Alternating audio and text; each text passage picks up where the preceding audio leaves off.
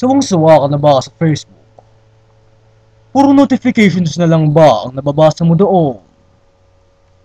Lumipat ka na kasi. Saan pa? Eddie, sa Pinoy Kubo! Magandang araw mga kaibigan, ako po si David at ikinagagalak ko pong ikwento sa inyo ang mga magagandang bagay na naghihintay para sa ating mga Pilipino dito sa Pinoy Kubo. Ang Pinoy Kubo po ay isang social networking site katulad ng Friendster, Facebook at Twitter kung saan nagtitipon ang libo-libong mga Pilipino. Ang isang magandang bagay po dito sa Pinoy Kubo ay mas marami pong Pilipino makakarehistro dito dahil tapat na tapat po ang Pinoy Kubo sa wikang Pilipino. Ang Pinoy Kubo po ay isa sa mga pinakaunang social networking site na Pilipino ang gumawa. Hindi lang po siya ginagamit bilang libangan, kundi na rin para sa negosyo.